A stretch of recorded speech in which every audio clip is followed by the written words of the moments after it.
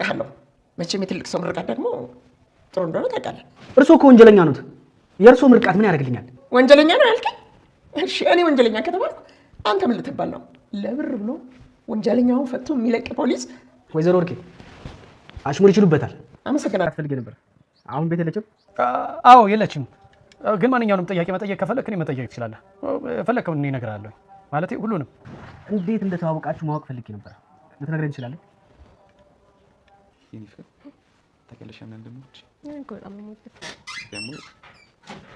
ውይ ማሚዬ፣ ልጆቼ እንዴት ናችሁ? አምሮባችሁ ምሽት ላይ ናቸው። የኔ ውድ ልጅ አንተ መልክ እንዳባት ጀግናው ልጅ የኔ ቆንጆ ልጅ ተጫውተሽ መጣ። እሺ ማሚዬ።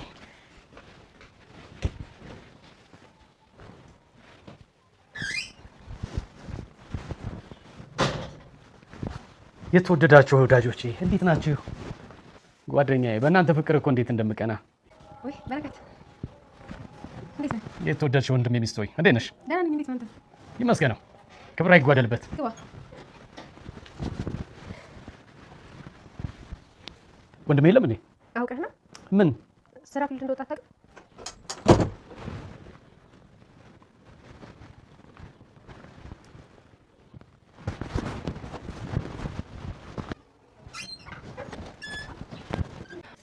ለማፈቅር ታውቃለህ? በጣም አፈቅርሻለሁ። አፈቅርሻለሁ። ምን በአንድ ፖፖ እንሽላላችሁ? አይ መጨረሻ ያኔ መቤት ልጄን ግጠሽ ስጨርሽ ነው አሰሪ መሆኔ ትዝ የሚልሽ?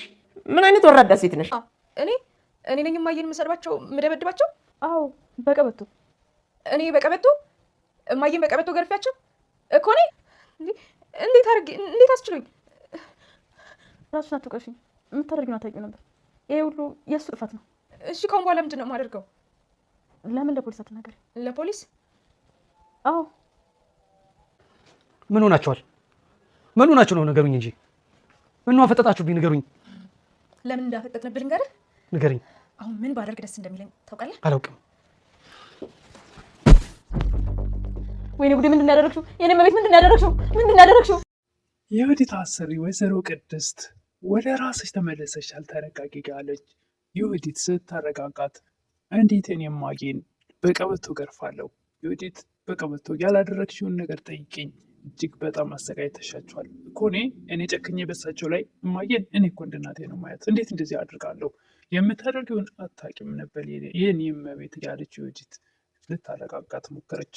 አሁን ምን ማድረግ ነው ያለብኝ በማለት ደንግጣ እጅግ በጣም ራሷን እየወቀሰች፣ ራስሽን አትውቀሺ፣ በፍጹም ያንቺ ጥፋት አይደለም። ጥፋቱ ይሄ ፍቅረኛ የምትዩ በረከት የሚባል ሰው ነው ይሄን ሁሉ ያደረገብሽ በማለት የወዲት ልታረጋጋት ብትሞክርም ግን ራሷን ከመውቀስ አልዳነችም። እንዴት እናቴን እንደዚህ አድርጋለሁ? ባለቤቴ ሴት ነው ያለው በማለት ከዚህ በፊት ጎዳና ላይ ቁጭ ብሎ ይሄው ኔቸር ስለሆንኩ ዳቦ ተልኩል እያለች በፌስታል ወርውራለት ትሄድ ነበር። ያን ሁሉ ረስተዋለች። ምን እንደምታደርግ የት እንዳለ ማግኘት አለብኝ፣ እንዴት እንደዚህ ይሆናል እያለች አሁን ላይ በቁሟ እየቃዠች ነው። ወደ ነበረ ማንነቷ ተመልሳ መልካም የነበረች አማቷንም ደግሞ የቀድሞ ባለቤቷን እናት የምታከብር የነበረችዋ ወይዘሮ ቅድስት አሁን ወደ ማንነቷ ተመልሳ እንዴት እኔ እሳቸውን ላንገላታ እችላለሁ? እማዬን እንደዚህ እንዴት አደርጋለሁ? ያለች ራሷን እጅግ እየወቀሰች ትገኛለች። በስተመጨረሻም በረከት ተብዬው ወደ ቤት ሲመጣ ምን ባደርግ ደስ እንደሚለኝ ታውቃለህ? በማለት እንግዲህ አጣን አንስታ ማጅራቱን ብላ ደፍተዋለች። ሰላም ጤና ይስጥልኝ ውድና የተከበራችሁ በመላው ዓለም ያለች ኢትዮጵያውያንና ኤርትራውያን ናችሁ። እግዚአብሔር ይመስገን ደህና ነኝ። የእናት ክፍል ድራማ ክፍል 62ን አብረን እናያለን። የክፋት መጨረሻው ራሱን ይጥላልና በሰው ላይ የሚሰራ ክፋት በወንድሙ ወይም ደግሞ ጓደኛዬ፣ ወንድሜ፣ አብሮ አደጌ የሚለውን ሰው ሚስቱን፣ ህይወቱን፣ ትዳሩን ቀምቶ ጓደኛውን አሳብዶ ጎዳና እንዲወጣ አድርጎ እናቱን ደግሞ ጓደኛውን እናት ቤቱን ለመውረስ ሲል እናቱንም በቤት ውስጥ እያሰቃየ ሚስት ተብያዋንም ወይ ደግሞ እየቀማትን ከጓደኛው ሚስት ራሷን ወደ ምንድነው የሚባለው መስተፋቀር በሚባል ነገር አደንዝዞ ምንም ራሷንም እንዳታውቅ እንደፈለገ እንድትገዛለች አድርጎ አደንዝዟት የነበረው በረከት እንግዲህ በዛሬው ዕለት ወደ ራሷ ስትመለስ ባለቤቷንም እንዳሳበደችና የባለቤቷን እናት እንዳሰቃየች ስታውቀው እጅግ ተጸጽታ ሰውየው ላይ ፈርዳለች። የጥፋት መጨረሻው ወይም የክፋት የሰውን ገንዘብ ለመውሰድ ሲል የሰራው ተንኮልና ሴራ ለራሱ መጥፊያ ሆኖለታል። ወይዘሮ ወርቄን በተደጋጋሚ 4 ሚሊዮን ብር ልስጥህ ፍታኝ፣ መረጃውንም አጥፋልኝ እያለች ስትለምነው የነበረው ፖሊስ ፈቷት። ገንዘብ ስትል ሳትታመን የቀረህ እያለች መልሳ ሰውየውን እሱም ሲጠራጠራት ነበረ።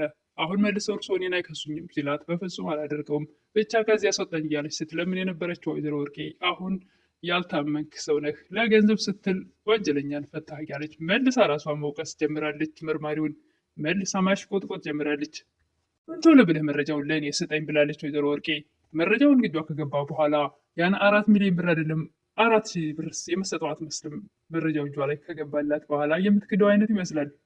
ለማንኛውም ወይዘሮ ወርቄ ትሰጠዋለች ብሩን ወይስ እጇ ላይ ከገባላት በኋላ ዞር በላ ላቀልህ የምትለው ይሆን? አብረኔው ወደ ቤት በመምጣትም አሳለውና ፀሐይን በፍጹም እናንተ ባልና ሚስት ልትሆኑ አትችሉም። አንቺ የራስሽን እኩያሽን የማዋጣሽን ፈልጊ፣ የኔ ልጅ ለአንቺ ሊሆን አይችልም። ትንሽ አታፍሪም እንዴ? ያለ አቅምሽ ተንጠልጠለሽ እያለች አንዴ መልካም ዘር ያለብሽ እንደ አንቺ አይነት ሴት የት ይገኛል ያለች ስታሞግሳት፣ ፀሐይ ደስ ሲላት ስታይ እንደዛ ሚሉስ መስሎች ከሆነ ተሳስተሻል። በፍጹም ይሄ መቼም ቢሆን መቼም ልጅ እንድታገቢ አልፈቅድልሽም፣ መቼም አልፈቅድም የእናንተን ጋብቻ እያለች መልሳ ደግሞ ፀሐይን ስታሳቅቃት እናያለን።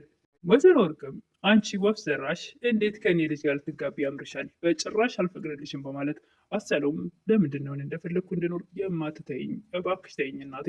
የወደት አሰሪም ወይዘሮ ቅድስት እንደሆነ እንደ ቅጀት አድርጎ ወደ ራሷ ስትመለስ ይህን ሰውዬ እባክሽን በምን ከሱ እንድለያይ አግዢኝ፣ ምን ማድረግ አለብኝ? እውነትሽን ነው ትል ነበር የወዲት። አውቄው ነበረ ስትላት፣ የወዲት ደግሞ እየፈተንሽኝ እንዳይሆን። እየፈተንኩሽ አይደለም፣ ባለቤቴን ለምንድን ነው የፈታሁት? የት ነው ያለው ባለቤቴ ማለት ትጀምራለች። እንዴ አንቺ የቀለድሽ ነው እንዴ? ባለቤቷን አሳብጄ ጎዳና ላይ አውጥቼዋለሁ ሲል ነበረ። ይህን ነገር አታውቂም እንዴ?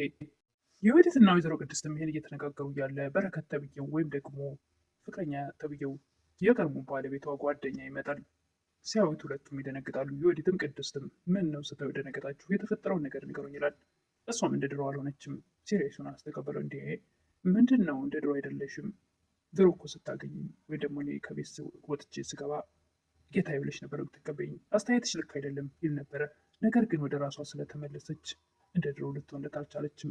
ልትሰግድለት የምትደርሰዋ ቅድስት አስተያየቷ ለየት ያለ ነበረ። የቀድሞውን መልካሙን ባሏን እያስታወሰች ይሄ ሰውዬ እኮ የባለቤቴ ጓደኛ እንጂ ባለቤቴ አይደለም፣ ባለቤቴ ብዬ እየጠራሁት ያለሁት እኮ የባለቤቴ ጓደኛ የነበረ ሰው ነው፣ ምንድን ነው ነገሩ እያለች ራሷን እየወቀሰችም እያለ ነበር የመጣባቸው። የምታውቂውን ነገር ንገረኝ ስትባል ዩዲትም ምንም የነገረች ነገር የለም፣ በቃ ስራ አለብኝ ልሂድ ብላ ጥላችሁ ትወጣለች። ቅድስትም ለድሮ ሲመጣ እንዲያቅፋት የምትፈልገው ሰውዬ አሁን ደግሞ እሱ ሊቀፍሽ ሲላት በጭራሽ አይ ምግብ የምትፈልግ ከሆነ ላምጣልህ ብላ ተነስታ ጥላው ትሄዳለች። ሰውየውን ይጠራጠራል። እስኪ እንድትሰልልኝ ይፈልጋለሁ በማለት ዩዲትን ያናገራታል። ዩዲትም ለምንድን ነው የገጽታ ሚስትህን እንድሰልል የፈለግከው? ሙሉ መጥረጊያና ሞላ ጨብጠሽ የማታገኘውን ገንዘብ እጥፍ እሰጥሻለሁ በማለት በረከትም አሳብዶ ጎዳና ላይ ያወጣውን ጓደኛው ጋር ሄዶ አሁን ነቅታብኛለች፣ ግን ደግሞ እንደዛ ስላልኩህ የመተት እድሳቱን እስከማድስ ነው እንጂ ወደ አንተ ትመልሳለች ማለት አይደለም። መልሼ እንደነበረ ወደ እኔ ያመጣታለሁ። የወይዘሮ ቅድስት የቀድሞ ባለቤቷ እናት ምስኪኗ የወዲትን እንዳታምኛት አውቃ እየፈተነች ነው ትል ነበር። አረባክሻውን ነቅታበታለች፣ ወደ ራሷ ተመልሳለች። እየፈተነችን አይደለም ትል ነበር የወዲት። የወዲትም እንግዲህ ከዚህ በፊት ወንደሰን መጥተው እንደዛ ወስተዋት ወይም ደግሞ መሞት አለብሽ ወይ ደግሞ እንደዛ አለመናገርና አለመራመድ ሳይችል በዘብ ይቀራል ብለሽ ነበር አይደል እያለ ብዙ ግማሹን ሙሉ በሙሉ ማለት ይቻላል ለካስ የወዲት ህልም ነበረ። በህልሟ እየቃየች ነበር ወንደሰን እንደዚህ መጥቶ እንደዚህ ያደርገኛል እያለች ሁሉ ህልም ነበር። በስተመጨረሻም የወይዘሮ ቅድስት የቀድሞ ባለቤቷ እናት ምስኪኗ በገዛ ቤቷ የምትሰቃየዋ ስትፈራ ስታይ ለምንድን ነው ምን አድርጊያት ነው እንደዚህ የምትፈራው ስትል ያላደረግሻትን ጠይቂኝ፣ በቀበቶ ገርፈሻታል፣ ብዙ አሰቃይተሻታል እኮ እኔ እማዬን እንደዚህ ላደርጋቸው እንዴት ደፍሬ እንዴት እንደዚህ ላደርግ እችላለሁ በማለት እጅግ በጣም ራሷን እየወቀሰች ትጸጸት ነበር። አንቺ አይደለሽም ይህ ሁሉ የዚህ ሰውዬ ስራ ነው እያለች ወዲህ ተራሽን አትወቀሽ እያለች ለማጽናናት ብትሞክርም ነገር ግን እጅግ በጣም ተጸጽታ እያለ ሰውየው ወደዛ ቤት ይመጣል። ምን ሆናችሁ ነው ብሎ ሲያዩት ሲደነግጡ ሁለቱም፣ ነገር ግን ምንም አልሆንም የሆነ ነገር የለም በማለት ግራ ሲጋቡ እሱም ደግሞ ደንግጦ ራሱ እነሱ ደንግጠው ሲያያቸው የተፈጠረው ነገር ልትነግሩኝ ትችላላችሁ ቢል የሚነግረው ጠፋ።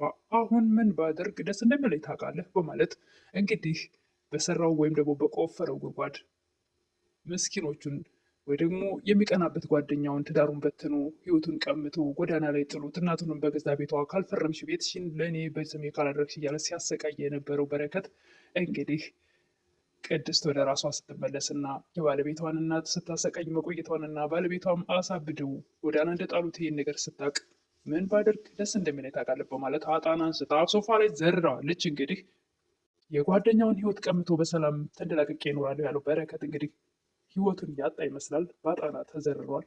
እንግዲህ ይገባዋል። ለማንኛውም አጋንንትን የተደገፈ መጨረሻው እንደማያምር የሚመካ በእግዚአብሔር ይመካ እንደሚለው ቃሉ በእውነቱ እጅግ በጣም ያስተምራል። በአጋንንት የሚደገፉ ሰዎች ፍጻሜያቸው የማይረባ እንደሆነ በሰማይም በምድር ከንቱ እንደሆኑ ያሳያል ማለት ነው። እሱ እንግዲህ እስከማሳደሽ ድረስ ነው። ከዛ በኋላ እንደፈለግኩ እንዳሽከረክራት ወደ እኔ ትመጣለች እያለ ሲዝትና ሲፎክር፣ ነገር ግን መጨረሻው ሞት ሆነዋል። አይ በረከት ለዚህ ቤት ግን መርገምት ነው የሆንከው እያለው ነበረ መርማሪው። እውነትም እንግዲህ ለመጨረሻው ለማንኛውም ላይ መለስ ይሏል ማለት ነው። በሰዎች ላይ ወይም ደግሞ ወንድሜ እያለች ተራ የነበረውን የሚወደውን ጓደኛውን ህይወቱን ቀምቶ እንግዲህ መጨረሻው ራሱ ሞት ሆኖለታል። እነሱ ደግሞ ውድ እሳቱ የተባለው ነገር ሳይታደስ አምልጠዋል። ጎዳና የወጣውም ሰውዬ እንግዲህ ፈልጋ ካለበት እንደምታድነው ወይ ደግሞ ወደ ቀድሞ ነበረበት ያማረ ህይወታቸው ይመለሳሉ ብዬ ተስፋ አደርጋለሁ። ለማንኛውም ለዛሬ የእናት ግፍ ድራማ ክፍል 62 ይህን ይመስል ነበር። በቀጣይ እስክንገናኝ መልካም ቆይታ እያልኩኝ አዲስ ውስጥ ካላችሁ ደግሞ የደወል ምልክቷን ጫን እያደረጋችሁ ቤተሰብ ላለው የደወል ምልክቷን ለመጫን ስለሚረሳ የደወል ምልክቷን ጫን አድርጓት እላለሁ። ቪዲዮውን ደግሞ ላይክ ግጩ ትላለሁ። መምጣታችሁ ካልቀረ ደግሞ የምታበረታቱኝ እህቶቼ ምስጋና ከልብ ነው። ሁላችሁ ነው አመሰግናለሁ።